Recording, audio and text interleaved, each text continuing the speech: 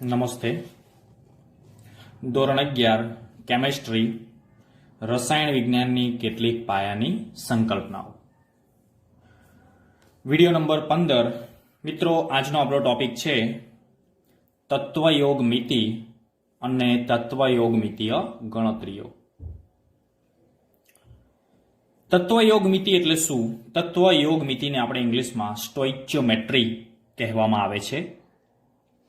સ્ટોઇચિયોમેટ્રી એટલે કે સ્ટોઇચિયન અને મેટ્રોન એમ બે શબ્દોમાંથી તત્વયોગ મિતિ એટલે કે સ્ટોઇચિયોમેટ્રી શબ્દ પડેલ છે.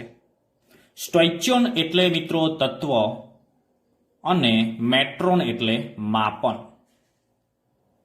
તો મિત્રો અહીંયા સ્ટોઇચિયોમેટ્રી એટલે કે તત્વયોગ મિતિ જેમાં શાનું માપન કરવામાં આવે છે, તત્વના કયા એવા ગુણધર્મોનું માપન કરવામાં આવે છે તેના વિશે આજે આપણે ચર્ચા કરવામાં આવવાની છે.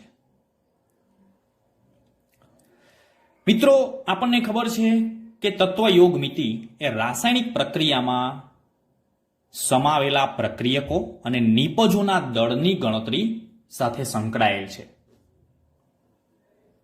એટલે કે તત્વયોગ મિતિ પરથી પ્રક્રિયકો અને નિપજોના દળની ગણતરી થઈ શકે છે. અહીંયા આપણે લખીશું તત્વયોગ મિતિ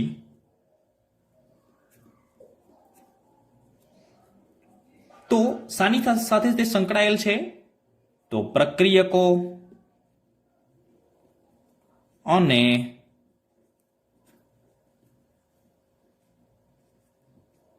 નિપજોના દળ સાથે સંકળાયેલ છે, કાં તો તેના જથ્થા સાથે સંકળાયેલ છે.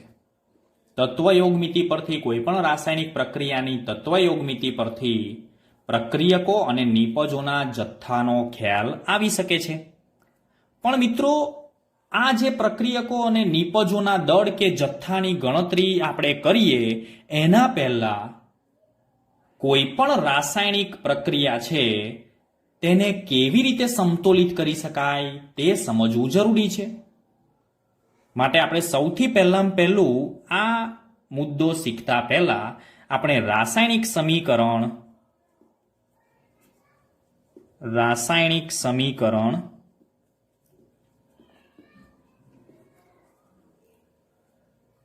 સમતુલિત કરતા શીખવું પડે. અને એ રાસાયણિક સમીકરણ સમતુલિત કર્યા પછી આપણે તેના પરથી સમતુલિત રાસાયણિક સમીકરણ પરથી કઈ કઈ માહિતી મેળવીએ છીએ તેની આજે આપણે ચર્ચા કરીશું. તો ચલો, સૌથી પહેલા આપણે એક દહન પ્રક્રિયા, જેમાં એક ઉદાહરણ આપણે લીધેલું છે મિથેનની દહન પ્રક્રિયા. તો મિથેનની દહન પ્રક્રિયાનું આપણે અહીંયા સમીકરણ લખીશું. તો એ સમીકરણ આ મુજબ છે. CH4 એટલે કે આપણે તેને મિથેન કહીએ છીએ, જે ગેસિયસ અવસ્થામાં છે. દહન પ્રક્રિયા છે એટલે ઓક્સિજનની હાજરીમાં દહન થાય છે. gives CO2 એ પણ વાયુમય અવસ્થામાં છે અને 2H2O તો એ પણ વાયુમય અવસ્થામાં છે. મિત્રો, પહેલા આપણે સમજી લઈએ અહીંયા. તો અહીંયા જે CH4 છે તે મિથેન છે, મિથેનનું દહન થાય છે એટલે અહીંયા આપણે લખીશું દહન. હવે મિથેનના દહન દ્વારા આપણને કાર્બન ડાયોક્સાઇડ અને પાણી મળે છે. તો મિત્રો, મિથેન તે હાઇડ્રોકાર્બન છે અને હાઇડ્રોકાર્બનનું જ્યારે પણ આપણે દહન કરવામાં આવે છે ત્યારે હંમેશા આપણને કાર્બન ડાયોક્સાઇડ અને પાણી મળે છે. બીજી એક વાત કરીએ તો તમે પ્રક્રિયામાં અહીંયા જુઓ છો કે તમામ પ્રક્રિયકો અને તમામ નિપજો બધા જ વાયુમય અવસ્થામાં છે. જો વાયુમય અવસ્થામાં હોય તો આપણે G લખીએ છીએ, ગેસ. જો ઘન અવસ્થામાં હોય તો એના માટે આપણે લખીએ છીએ S, સ્મોલ s. અને જો પ્રવાહી અવસ્થામાં હોય તો આપણે L કહીએ છીએ, લિક્વિડ. અને જો જલીય દ્રાવણમાં હોય તો તેને આપણે એક્વાયસ કહીશું આપણે. તો મિત્રો અહીંયા જે મેં પ્રક્રિયા લખેલી છે, અહીંયા મેં જે સમીકરણ લખેલું છે, આ સમીકરણ આપણે ધ્યાનથી જોઈશું તો એમાં મિથેન અને ઓક્સિજન બંને છે પ્રક્રિયકો, કાર્બન ડાયોક્સાઇડ અને પાણી છે નિપજ. તો પ્રક્રિયક અને નિપજ એ બંને બાજુ તમે જુઓ તો પ્રક્રિયક તરફ કાર્બનના કેટલા પરમાણુ છે? 1. તો નિપજ તરફ કાર્બનનો 1 પરમાણુ છે. હાઇડ્રોજનના પ્રક્રિયક તરફ કેટલા પરમાણુ છે? 4. તો હાઇડ્રોજનના 2 દુ 4. ઓક્સિજનના 4. તો અહીંયા ઓક્સિજનના 2 અને 2 4. તો મિત્રો મેં પહેલેથી જ આ સમીકરણ સમતુલિત જ લખેલું છે. કહેવાનો મતલબ કે કોઈ પણ પ્રક્રિયામાં દ્રવ્ય સંચયનો નિયમ લાગુ પડે ને પડે જ. તેમાં એક પણ તત્વની સંખ્યા ઓછી પણ થતી નથી અને વધુ પણ આવતી નથી. એટલે બંને બાજુ પરમાણુઓની સંખ્યા સમાન હોવી જરૂરી છે, તો જ રાસાયણિક સમીકરણ સંતુલિત છે તેવું કહી શકાય. બીજું એક મિત્રો આપણે ઉદાહરણ લખીશું. હવે બીજું એક ઉદાહરણ છે મેગ્નેશિયમ પ્લસ ડાયઓક્સિજન. ધાતુની પ્રક્રિયા ઓક્સિજન સાથે કરવામાં આવે છે. ઓક્સિજન ગેસિયસ અને મેગ્નેશિયમ છે તે ઘન અવસ્થામાં છે અને આપણને અહીંયા મળે છે તે મેગ્નેશિયમ ઓક્સાઇડ મળે છે. Magnesium oxide. મિત્રો એ પણ હું તમને કહી દઉં કે જ્યારે પણ આપણે પ્રક્રિયા સંતુલિત કરીએ છીએ ત્યારે કાં તો કોઈ પણ પ્રક્રિયા આપણે લખતા હોઈએ છીએ ત્યારે કોઈ 2 પ્રક્રિયકોના સંયોજાવાથી શું બને છે તે આપણને ખ્યાલ હોવો જોઈએ, તો જ આપણે રાસાયણિક પ્રક્રિયા સારી રીતે સંતુલિત કરી શકીએ. ત્યાર પછી આપણે કોઈ પણ રાસાયણિક પ્રક્રિયા લખીએ ત્યારે તેમાં રહેલું જે અણુસૂત્ર છે એ અણુસૂત્ર સાચું હોવું જરૂરી છે મિત્રો. અહીંયા CH4 ની જગ્યાએ હું CH2 લખું તો ચાલે નહીં, કારણ કે મિથેનનું જે અણુસૂત્ર છે એ અણુસૂત્ર CH4 જ થાય અને અણુસૂત્ર સાચું લખ્યા પછી જ રાસાયણિક પ્રક્રિયા સંતુલિત કરી શકાય. બાકી અણુસૂત્ર ખોટું હોય તો ચાલે નહીં. બીજી એક બાબત મિત્રો આપણે ખાસ ધ્યાનમાં રાખીશું કે જ્યારે પણ આપણે પ્રક્રિયા સંતુલિત કરીએ ત્યારે અહીંયા જે નીચે આપણે જે 1 2 3 એવું જે લખીએ છીએ તે નીચેની તરફ આપણે કોઈ સંખ્યા બદલાતી નથી. O2 તો O2 સ્વરૂપે જ હોય, એટલે કે દ્વિપરમાણવીય સ્વરૂપે જ હોય. તે ત્રિપરમાણવીય કે 4 પરમાણવીય આપણે લખી શકાય નહીં. એટલે અહીંયા આપણે બદલવાની જરૂર નથી. આપણને એમ થાય કે મારે અહીંયા ધારો કે અહીંયા ડાયઓક્સિજન છે તો અહીંયા O2 કરી દઉં તો અહીંયા બંને બાજુ પ્રક્રિયક અને નિપજ બંને તરફ ઓક્સિજનની સંખ્યા સરખી, તો એ ખોટું છે. માટે આપણે જો સમીકરણને સંતુલિત કરવું હોય તો આપણે જે તે સંયોજનની આગળ આપણે અંક મૂકવો પડશે, ગુણક સંખ્યા મૂકવી પડશે. તો એ કઈ રીતે મૂકી શકાય? તો એના માટે મિત્રો એક જ પદ્ધતિ છે, પ્રયત્ન અને ભૂલ પદ્ધતિ. એટલે એમાં પ્રયત્ન અને ભૂલ, એટલે ભૂલ પણ પડવાની શક્યતા છે તો બીજી વખત પ્રયત્ન કરવો પડે.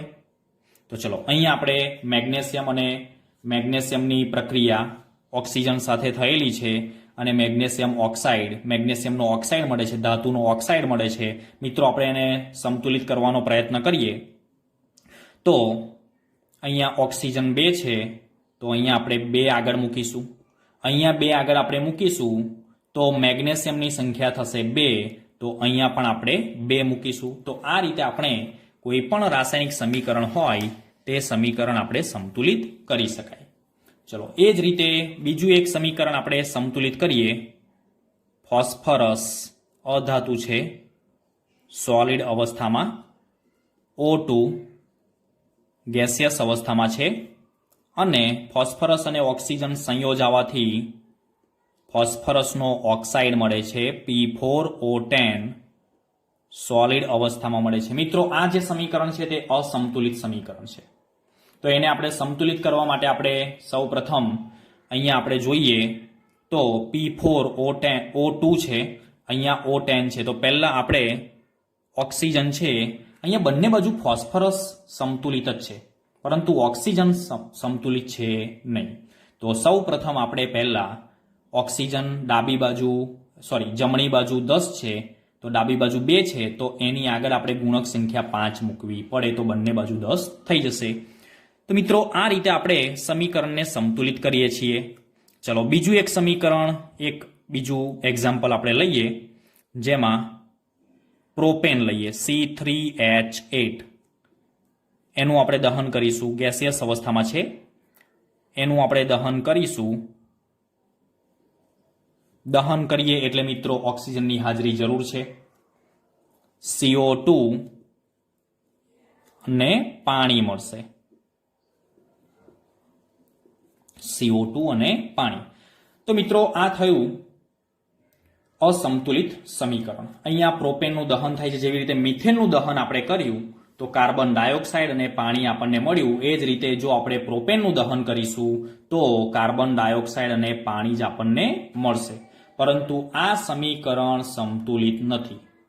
તો એને સંતુલિત કરવા માટે જુદા જુદા એના સ્ટેપ આપણે, તો સૌથી પહેલા અહીંયા આપણે કાર્બનની વાત કરીએ. એ પહેલા હું તમને બીજી એક વાત કહી દઉં. મેં આગળ પણ તમને કહ્યું કે અહીંયા પ્રક્રિયક અને નિપજના અણુસૂત્રો સાચા લખવા જરૂરી છે મિત્રો. જો ખોટા લખ્યા તો પ્રક્રિયા સંતુલિત થશે જ નહીં. ચલો હવે આપણે કાર્બન, તો સૌથી પહેલા આપણે કાર્બનને સંતુલિત કરીએ. તો અહીંયા હું કાર્બન ડાબી બાજુ 3 છે, તો જમણી બાજુ મારે 3 લાવવા માટે કાર્બન ડાયોક્સાઇડની આગળ મારે 3 મૂકવા પડશે. ચલો હવે કાર્બનની સંખ્યા સંતુલિત થઈ ગઈ છે. બંને બાજુ, ડાબી બાજુ અને જમણી બાજુ 3 મળી ગયા છે. તો હવે હાઇડ્રોજન પરમાણુની સંખ્યાને આપણે સંતુલિત કરીશું બીજા સ્ટેપમાં. તો અહીંયા હાઇડ્રોજન છે 8, તો અહીંયા હાઇડ્રોજન 2 છે, તો 8 મેળવવા માટે આપણે H2O ની આગળ 4 મૂકવા પડશે. નહીં કે આ 2ને છેકીને આપણે 4 મૂકવાનું નથી, કારણ કે તેનું અણુસૂત્ર બદલાઈ જશે તો પ્રક્રિયા ખોટી પડશે. એટલે આપણે અહીંયા આગળ જ 4 મૂકીશું. ચલો હવે 4 મૂકી દીધું તો હાઇડ્રોજન બંને બાજુ સંતુલિત થઈ ગયા. તો હવે આપણે ઓક્સિજન પરમાણુને સંતુલિત કરીશું બંને બાજુ. તો ચલો ઓક્સિજન પરમાણુને સંતુલિત કરીએ. તો ઓક્સિજન ડાબી બાજુ છે 2 અને અહીંયા 3 દુ 6 અને 4, 6 ને 4 10. તો આ બાજુ 10 લાવવા માટે આપણે અહીંયા 5 વડે 5 મૂકીશું ગુણક સંખ્યા, તો 5 દુ 10 મળશે. તો મિત્રો આ રીતે આપણું જે આ સમીકરણ મળ્યું તે સમીકરણ સંતુલિત થઈ ગયેલું છે. ફરી એક વખત આપણે ખાતરી કરી લેવાની છે કે કાર્બનની સંખ્યા 3 કાર્બન, હાઇડ્રોજનની સંખ્યા 4 દુ 8 તો 8, ઓક્સિજનની સંખ્યા 5 દુ 10 તો 6 અને 4 10. તો મિત્રો આ રીતે આપણે ખાતરી કરીને જ ફરી આપણે નક્કી કરી શકીએ કે આપણું જે રાસાયણિક સમીકરણ છે એ સમીકરણ સંતુલિત થઈ ગયેલું છે. ફરી વખત મિત્રો યાદ કરાવી દઉં, ડાબી બાજુ છે તે પ્રક્રિયકો છે અને જમણી બાજુ છે તે નિપજો છે. હવે આ પ્રક્રિયાની અંદર તમે જોઈ શકો છો મિત્રો કે અહીંયા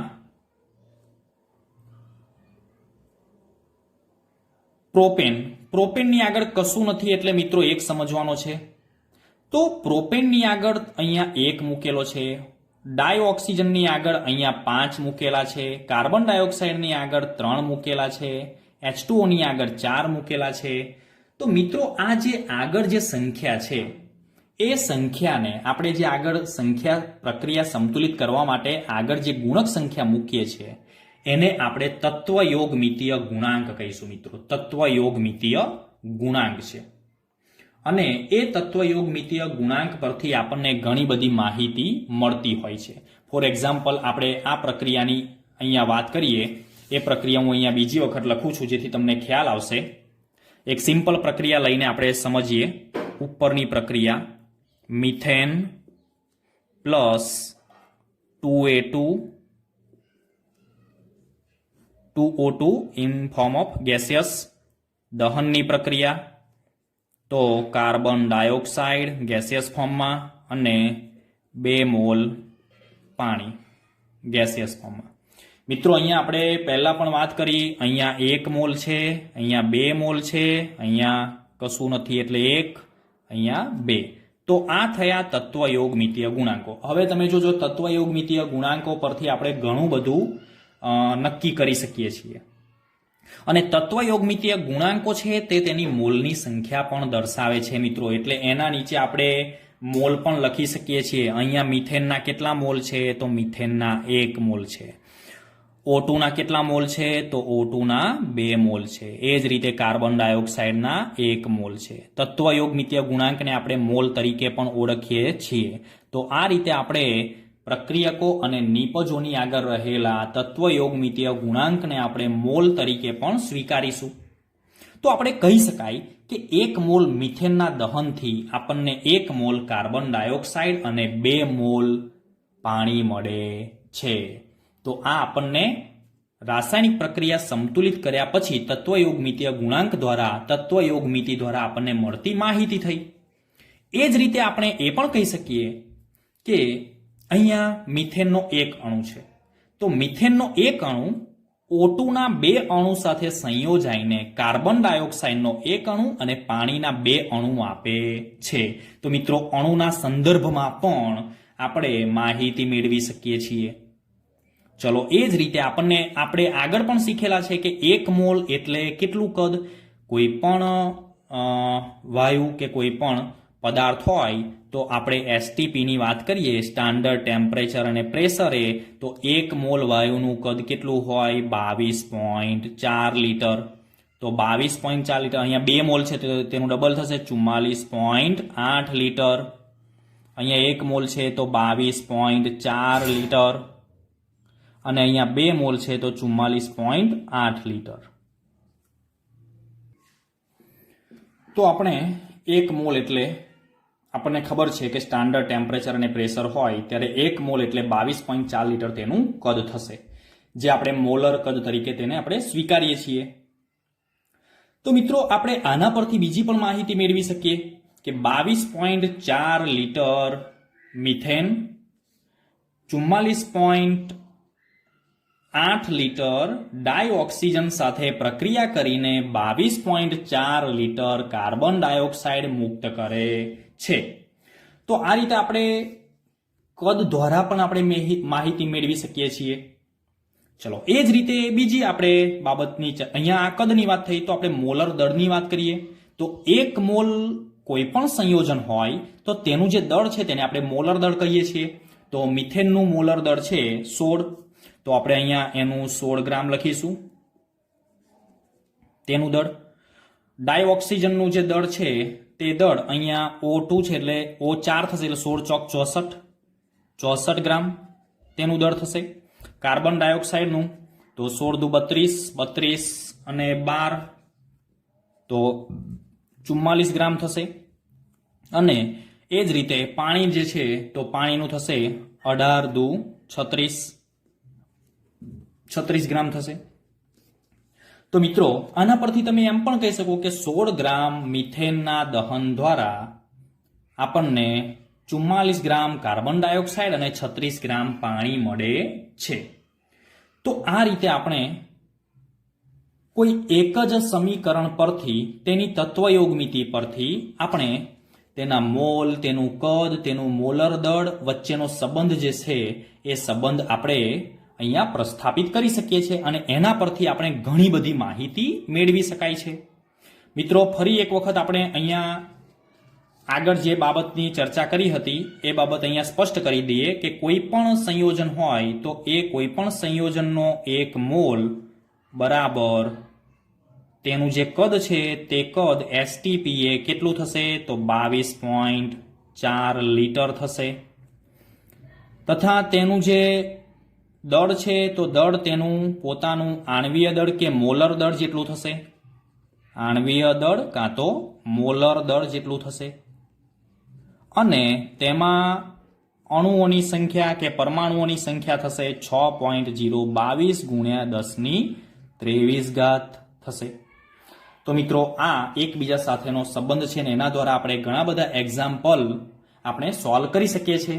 તો આપણે હવે એક એવા જ એક્ઝામ્પલ જોવાના છે કે જેમાં આપણે તત્વયોગમિતિનો ઉપયોગ કરીને ઘણી બધી માહિતી આપણે મેળવી શકીએ છીએ. તો મિત્રો આપણો જે એક્ઝામ્પલ છે એ એક્ઝામ્પલ આ મુજબ છે. ધ્યાનથી આપણે સમજીશું. તત્વયોગ મિતિનો ઉપયોગ કરીને આને આપણે ઉકેલવાનો પ્રયત્ન કરીશું. ચલો મિત્રો, આપણો એક્ઝામ્પલ છે 16 ગ્રામ મિથેનના દહનથી ઉત્પન્ન થયેલ પાણીનો જથ્થો ગણો. ગ્રામમાં આપણે લેવાનું છે મિત્રો. 16 ગ્રામ મિથેનનું દહન થાય છે તો તેમાંથી ઉત્પન્ન થયેલ પાણીનો જથ્થો આપણે ગ્રામમાં ગણવાનો છે. તો સૌ પ્રથમ કોઈ પણ એક્ઝામ્પલ આપણે તત્વયોગ મિતિનો જો ઉકેલવો હોય તો પહેલું આપણું સોપાન હશે એ કે પહેલી આપણે સમતોલિત રાસાયણિક પ્રક્રિયા લખવી પડશે. તેના વગર આપણો એક્ઝામ્પલ સોલ્વ થશે નહીં. તો આપણે પહેલા મિથેનના દહનની પ્રક્રિયા અહીંયા કહેલી છે. તો મિથેનના દહનની પ્રક્રિયા આપણે આગળ પણ જોઈ. તો આપણે અહીંયા લખીશું methane plus O2 gives carbon dioxide plus H2O. ચલો આપણે તેને સોલ્વ કરવાનો પ્રયત્ન કરીશું. તો સૌપ્રથમ અહીંયા કાર્બન છે 1, તો બંને બાજુ 1 છે. હાઇડ્રોજન 4, તો અહીંયા 2 મૂકી દઈશું. અને ઓક્સિજન અહીંયા 2 અને 2 4, તો અહીંયા આપણે 2 મૂકી દઈશું. તો આ મિથેનની દહન પ્રક્રિયા સંતુલિત આપણને મળી ગઈ. ચલો આના પરથી આપણને ખ્યાલ છે આપણે શોધવું છે શું એ ખાસ આપણે ધ્યાનથી જોઈશું. એ પહેલા આપણે અહીંયા એ પણ લખી દઈશું કે તેના મોલ કેટલા છે તે. તો ચલો અહીંયા આપણે ઇન્ડિકેટ કરી દઈશું. Methane 1 mole, dioxygen 2 mole, carbon dioxide 1 mole, પાણી 2 મોલ. તો મિત્રો આ રીતે આપણે સૌ પ્રથમ કોઈ પણ રાસાયણિક પ્રક્રિયાના જે મોલ છે તે મોલ આપણે પહેલા ઇન્ડિકેટ કરી દઈશું, જેથી આપણને એક્ઝામ્પલ ગણવામાં સરળતા રહેશે. હવે આપણને એમ કહ્યું છે કે 16 ગ્રામ મિથેનના દહનથી, એટલે આપણને ગ્રામ ટુ ગ્રામ આપણે શોધવાનું છે. એટલે કે 16 ગ્રામ મિથેનના દહનથી પાણી કેટલા ગ્રામ મળવાનું છે. તો મિથેનનું જે દળ છે તે મિથેનનું દળ અહીંયા ગ્રામમાં આપણે લખવું પડશે. તો મિથેનનું 1 મોલ છે તો તેનું દળ થશે મિત્રો 16 ગ્રામ થશે. એ જ રીતે ડાયઓક્સિજનનું દળ થશે 16 ચોક 64 ગ્રામ થશે. એ જ રીતે કાર્બન ડાયોક્સાઇડ, તો કાર્બન ડાયોક્સાઇડનું જે દળ છે તે 44 ગ્રામ અને 18 દુ 36 ગ્રામ આપણને અહીંયા પાણી મળે છે. મિત્રો હવે આપણને શું પૂછ્યું છે તે ધ્યાનથી આપણે જોઈ લઈએ. પ્રક્રિયા પરથી જ આપણને ખ્યાલ આવશે કે મિથેન છે તો મિથેનનું દહન અહીંયા આગળ બતાવેલું છે. મિથેનના દહનથી પાણી કેટલું ઉત્પન્ન થાય છે, કેટલા ગ્રામ પાણી ઉત્પન્ન થાય છે. તો અહીંયા 16 ગ્રામ મિથેન લીધેલું છે. હવે આપણે પાણી જોવાનું છે. તો અહીંયા આપણને 16 ગ્રામ મિથેનથી 36 ગ્રામ પાણી આપણને ઉત્પન્ન થતું જોવા મળે છે. તો મિત્રો ક્યારેક એવું પણ બને કે સિમ્પલી રીતે તમે જવાબ તમને મળી જતો હોય છે. તો આ એક્ઝામ્પલની અંદર આપણે અહીંયા જોયું કે 16 ગ્રામ મિથેન, તો અહીંયા 16 ગ્રામ ઓટોમેટિક એનો અણુભાર છે જ. તો 16 ગ્રામ મિથેનના દહનથી 36 ગ્રામ આપણને પાણી મળે છે. તો બસ અહીંયા સીધો જવાબ લખી દઈશું. 16 ગ્રામ મિથેનના દહનથી 36 ગ્રામ પાણી મળે છે. મિત્રો એક બીજો પણ એક્ઝામ્પલ એ પ્રમાણેનો આપણે જોઈએ. તો મેં અહીંયા પહેલેથી જ રકમ લખી જ રાખેલી છે કે જેથી સમય આપણો બચે. દહનની પ્રક્રિયાને અંતે 22 ગ્રામ કાર્બન ડાયોક્સાઇડ ઉત્પન્ન કરવા માટે કેટલા મોલ મિથેનની જરૂર પડશે. તો ફરી આપણે મિથેનનું દહન કરવાનું છે. તો મિથેનનું દહનની પ્રક્રિયા મેં ઓલરેડી લખેલી જ છે. તેમાં નીચે બધાની નીચે મોલ મૂકેલા છે. આપણને જે બેની જરૂર હોય એ બેની નીચે જો તમે મોલ મૂકો તો પણ ચાલે. તો ચલો મિથેનના 1 મોલ, કાર્બન ડાયોક્સાઇડનો 1 મોલ. તો મિથેનનો 1 મોલ છે તો અહીંયા સોરી મિત્રો, અહીંયા પ્રક્રિયા સંતુલિત કરવા માટે આપણે 2 મૂકવા પડશે. તો મિથેનનો 1 મોલ કાર્બન ડાયોક્સાઇડ ઉત્પન્ન કરે છે. એટલે કે 1 મોલ કાર્બન ડાયોક્સાઇડ જો આપણે મેળવવો હોય તો 1 મોલ મિથેન આપણે એનું દહન કરવું પડે. તો મિત્રો અહીંયા આપણને એમ કહ્યું છે કે 22 ગ્રામ કાર્બન ડાયોક્સાઇડ ઉત્પન્ન કરવા કેટલા મોલ મિથેનની જરૂર પડે, કેટલા મોલ પૂછેલું છે. તો પહેલા આપણે શું કરવું પડશે, તો 44 ગ્રામ અહીંયા લખીશું આપણે 44 ગ્રામ કાર્બન ડાયોક્સાઇડ ઉત્પન્ન થાય છે. તો 16 ગ્રામ મિથેનના દહનથી 44 ગ્રામ કાર્બન ડાયોક્સાઇડ ઉત્પન્ન થાય છે. તો આ રીતે આપણે મૂકીશું. તો આપણને કેટલા ગ્રામ કહ્યું છે, 22 ગ્રામ કાર્બન ડાયોક્સાઇડ. તો કેટલા ગ્રામ મિથેન ની જરૂર પડે, તો આપણે ચોકડી ગુણાકાર કરીએ તો 22 ગુણ્યા 16 ભાગ્યા 44, તો જવાબ આવશે 8 ગ્રામ મિથેનની જરૂર પડશે. તો મિત્રો આ થયો ગ્રામમાં જવાબ. તો 8 ગ્રામ મિથેનને આપણે મોલમાં ફેરવવું પડશે. તો મિત્રો આપણને ખબર છે કે મોલ બરાબર દળ ભાગ્યા પરમાણવીય દળ, એટલે કે વજન ભાગ્યા પરમાણવીય દળ. તો અહીંયા આપણે CH4 ના મોલ, તો આપણને અહીંયા કેટલું મળે છે, 8 ગ્રામ, અને તેનું પરમાણવીય દળ છે 16. તો આપણને 1/2 એટલે કે 0.5 મોલ મિથેનની જરૂર પડશે. તો કેટલા ગ્રામ, તો 22 ગ્રામ કાર્બન ડાયોક્સાઇડ ઉત્પન્ન કરવા માટે 0.5 મોલ મિથેનની જરૂર પડશે. હવે આપણે એક બીજા ટોપિક વિશે સમજ મેળવીએ. તો એ ટોપિકનું નામ છે સીમિત પ્રક્રિયક. મિત્રો સીમિત પ્રક્રિયક કોને કહીશું, આપણે ધ્યાનથી પહેલા સાંભળી લઈએ. તો પ્રક્રિયામાં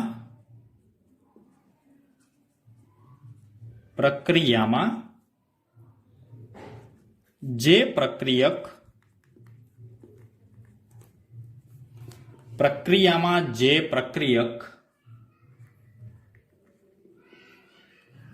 વપરાઈ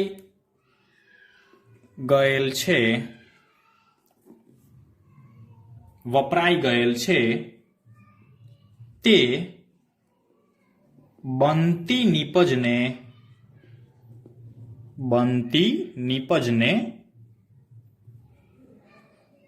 કે તેના ઉત્પાદનને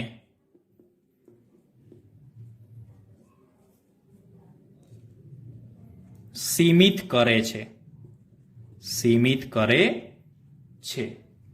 તો તે પ્રક્રિયકને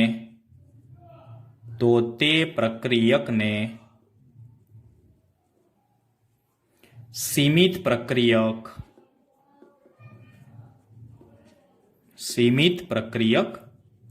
કહેવાય. મિત્રો બહુ જ અગત્યનો ટોપિક છે, જેના દ્વારા આપણે ઘણા બધા એક્ઝામ્પલ સોલ્વ કરી શકીશું. તો ડેફિનેશનને આપણે સમજીએ. પ્રક્રિયામાં જે પ્રક્રિયક વપરાઈ ગયેલ છે, દાખલા તરીકે કોઈ એક પ્રક્રિયા થાય છે, તો કોઈ એક પ્રક્રિયામાં 2 પ્રક્રિયકો ભાગ લે છે. તે પૈકી કોઈ એક પ્રક્રિયક જે વપરાઈ જાય છે પ્રક્રિયા દરમિયાન, એટલે કે તેનું પ્રમાણ ઓછું છે, હોવું જોઈએ તેના કરતાં ઓછું છે, તો જે નિપજ બનશે તે નિપજના ઉત્પાદનને તે અટકાવી દેશે. એનો મતલબ એટલે કે જે બનતી નિપજ હોય છે તેને સીમિત કરે છે, એટલે નિપજ બનતી અટકી જાય છે, કારણ કે એક પ્રક્રિયક ખતમ થઈ ગયો છે. બીજો પ્રક્રિયક ભલે પ્રક્રિયામાં પડી રહેતો પણ છતાં પણ નિપજ બનતી નથી.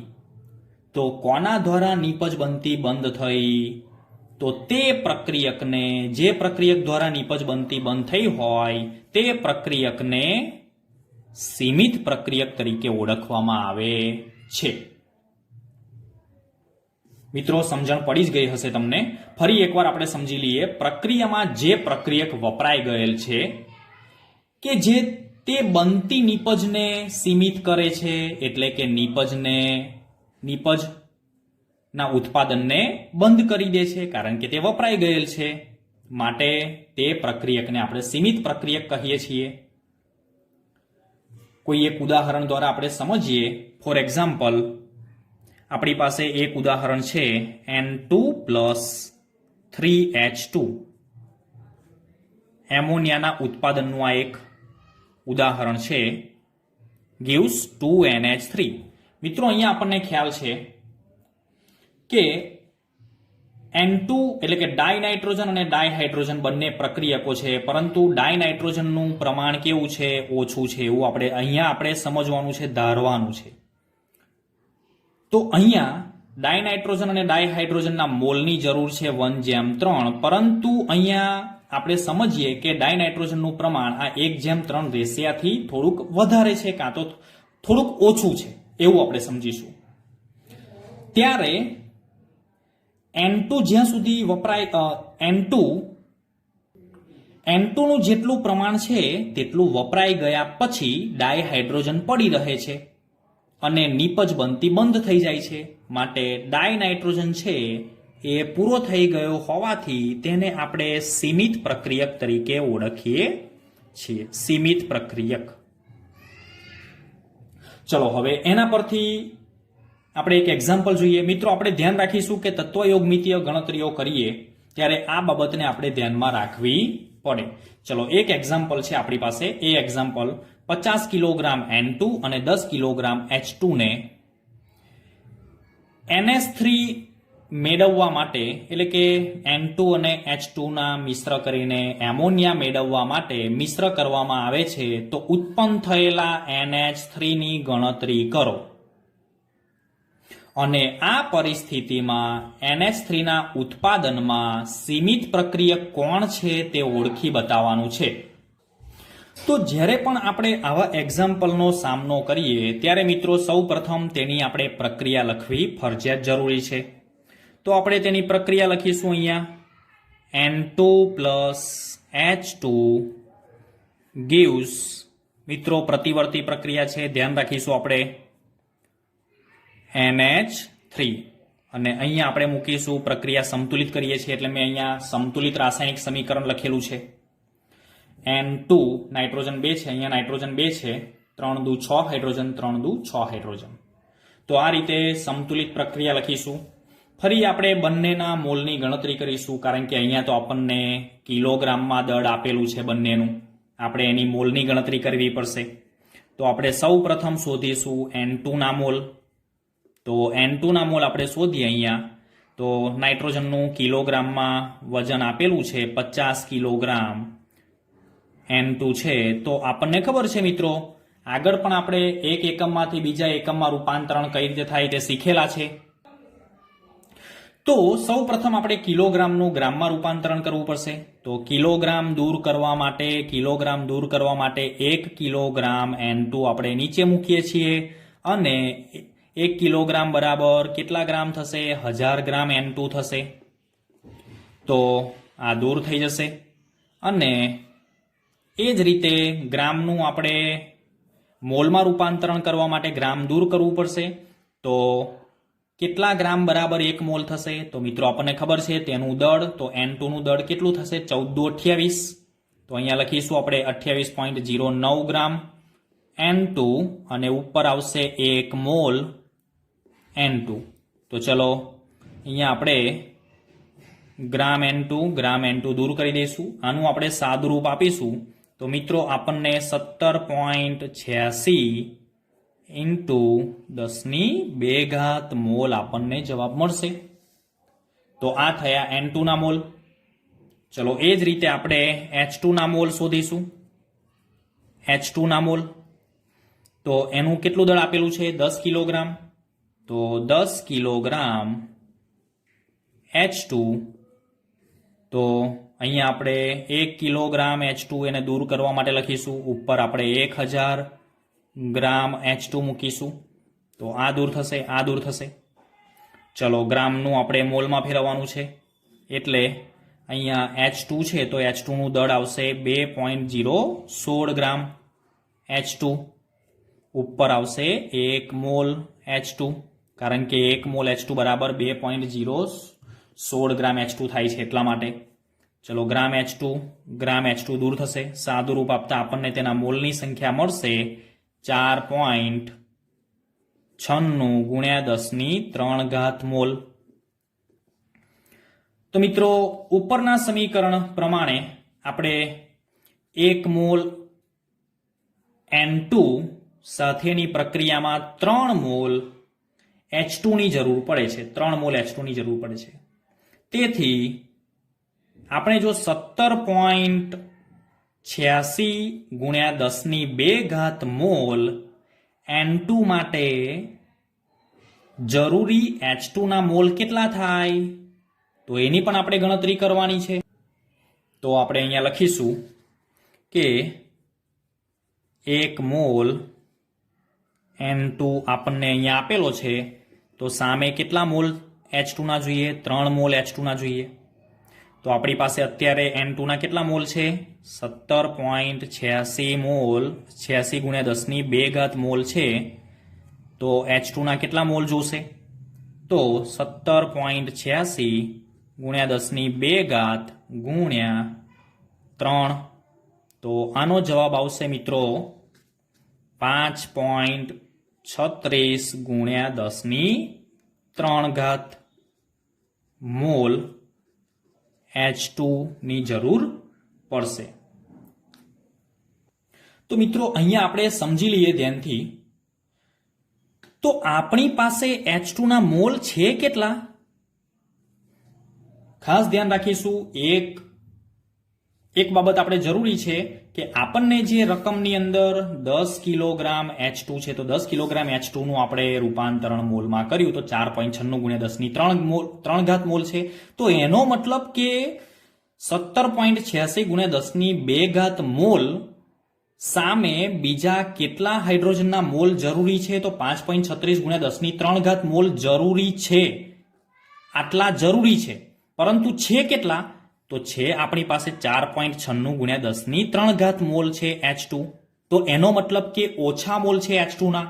એટલે આપણો સીમિત પ્રક્રિયક કોણ થયો? તો H2. તો સીમિત પ્રક્રિયક કોણ છે? H2. તો મિત્રો આપણો સીમિત પ્રક્રિયક અહીંયા H2 મળ્યો. હવે આપણે એ જોવાનું છે કે આપણે 4.96 ગુણ્યા 10³ મોલ H2 અને 17.86 ગુણ્યા 10² મોલ N2 વાપરતા આપણને એમોનિયા કેટલા પ્રમાણમાં મળે છે, કેટલા મોલ એમોનિયા મળે છે તેની આપણે ગણતરી કરીએ.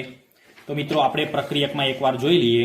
તો 3 મોલ H2 જે છે, તો 3 મોલ H2 થી 2 મોલ આપણને એમોનિયા મળે છે. તો અહીંયા આપણે લખીશું, અહીંયા આપણે ઉપર લખી દઈએ NH3 ના ઉત્પાદનની ગણતરી. તો અહીંયા આપણે લખીશું કે 3 મોલ H2 2 મોલ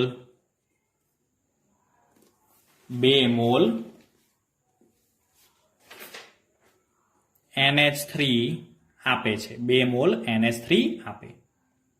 તો આપણી પાસે H2 કેટલો છે? 4.96 ગુણ્યા 10³ મોલ H2 છે. તો કેટલા મોલ NH3 આપશે? ચોકડી ગુણાકાર કરીશું. 4.96 ગુણ્યા 10³ ગુણ્યા 2/3. તો મિત્રો આનો જવાબ આવશે 3.30 ગુણ્યા 10³ મોલ NH3 મળશે. તો આ રીતે આપણે NH3 ની પણ ગણતરી કરી શકીએ છીએ. Thank you.